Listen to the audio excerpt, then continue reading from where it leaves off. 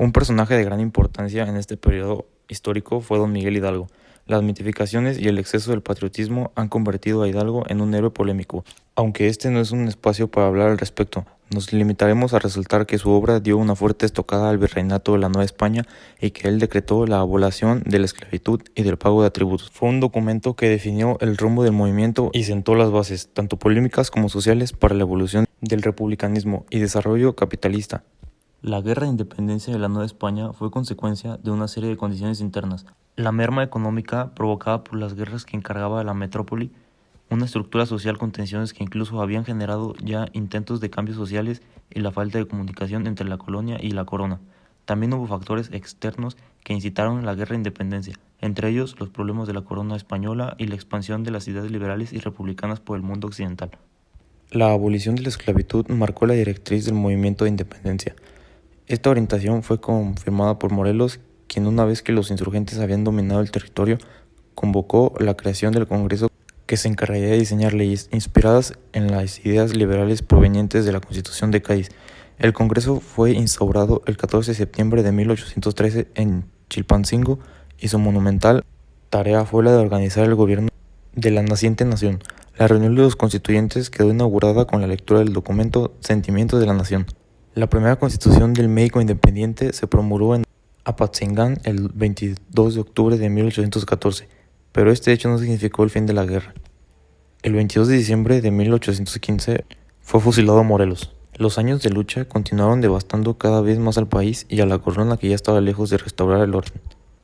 En medio de este desgaste continuo, surgió de las filas realistas un plan de independencia encabezado por Agustín de Iturbide. Este era un prestigiado criollo que simpatizaba con la idea de autonomía, pero no así con la violencia del movimiento insurgente. Iturbide quería invitar a Guerrero a unirse al movimiento y lograr un consenso fundado en un plan de independencia, el Plan de Iguala.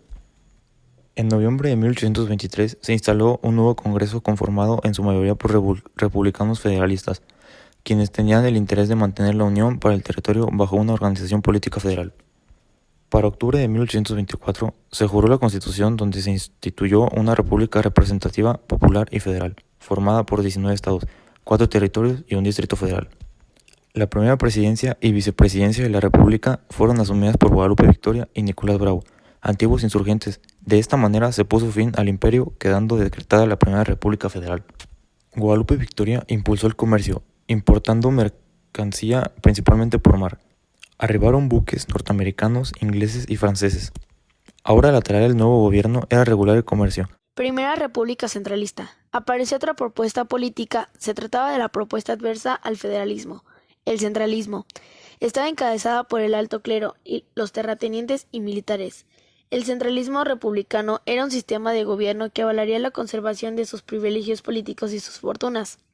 Esta sostenía una organización política basada en la concentración del poder y las tareas administrativas, contraria a las ideas liberales, quienes estaban convencidos de que el federalismo era la organización política que necesitaba la nación. La propuesta centralista quería conservar los privilegios del ejército y del clero. Los conservadores promovían el proteccionismo económico y el mantenimiento de las propiedades en manos del clero. Estas diferencias provocaron una guerra intestina que duró muchos años. Así, los federalistas plantearon una serie de reformas que intentarían dar un golpe económico y político al clero y a la milicia. Esto tuvo sus complicaciones, ya que el ejercicio de libertad y soberanía ponía en riesgo la cohesión de la nación. El país pasaba por fuertes epidemias. Algunas personas atribuían estos desastres a castigos enviados por Dios. Esto hizo que se generaran revueltas sociales. Lucas Alemán, que era ministro y diputado, fue nombrado director. Él logró poner orden a la hacienda pública e impulsó la industria, lo que contribuyó al desarrollo textil. Después se dejaron ver las intenciones de su gobierno de centralizar la administración. Santa Anna, que aspiraba a la presidencia, se levantó en armas bajo el grito de religión y fueros en enero de 1832. Para 1833 resultaron elegidos como presidente Santa Anna y como vicepresidente Valentín Gómez Farias. Con el descontento de las reformas de Gómez Farias, grupos conservadores pidieron la intervención de Santa Anna. Santa Anna forzó al liberal Gómez Farias a renunciar a la vicepresidencia, disolvió el Congreso y solicitó un préstamo a la Iglesia. Santa Anna viajó a Texas. El territorio tenía amenaza de guerra. El Congreso redactó una nueva constitución. estuvo lista en diciembre de 1836. Esta fue denominada las 7 leyes. Con este documento los estados perdían su autonomía y pasaban a ser denominados departamentos. Los congresos estatales también se transformaban, quedando a nivel solo juntas departamentales. Y se creaba un poder conservador. Su función era vigilar los 3 poderes. El pueblo mexicano confiado decidió elegir como presidente a Anastasio Bustamante. La Guerra de los Pasteles. Además de conflictos internos posteriores al fin de la Guerra de Independencia, México hacía grandes esfuerzos para ser reconocido como una nación independiente. La Primera República Centralista. La instauración de la Primera República Federal no fue un asunto definitivo para la organización política de la nueva nación. Si bien ya estaba extinto el proyecto del imperio en México, ahora aparecería una pugna, otra propuesta política. Se trataba de la propuesta adversa al federalismo, el centralismo, que fue propuesta por el alto clero, los terratenientes y los militares que estaban convencidos de que esta era su mejor opción. Las diferentes propuestas de organización política centralista y federalista fueron encabezadas por los conservadores y liberales. La propuesta centralista quería conservar todos los privilegios que tenía la Iglesia, o sea, el clero, y el ejército. Los conservadores, por otra parte, promovían el proteccionismo económico y el mantenimiento de las propiedades en manos del clero.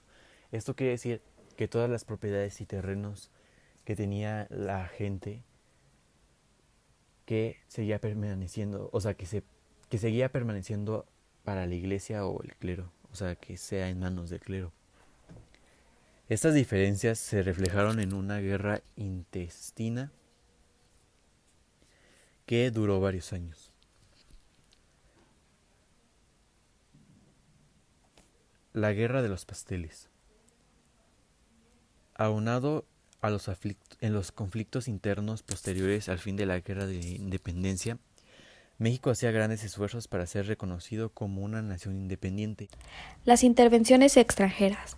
El final del siglo XVIII y el inicio del siglo XIX fueron una etapa de crecimiento y expansión del sistema capitalista en todo el mundo, aunque no de manera homogénea para todas las naciones.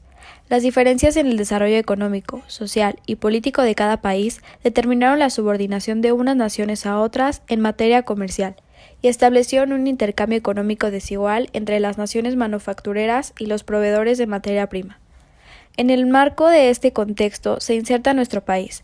Su posición, dada las guerras intestinas, no fue la mejor para competir económicamente. El deterioro económico y social y la falta de madurez política colocaban a México en una posición muy baja ante la voracidad del capitalismo. Para mediados del siglo XIX, la nación vecina había aumentado 10 veces su territorio original, esto como resultado de compras a cantidades ridículas o negociaciones bajo presión. Enmarcada por esta ardua política expansionista de Estados Unidos, México sufre la mutilación de su territorio.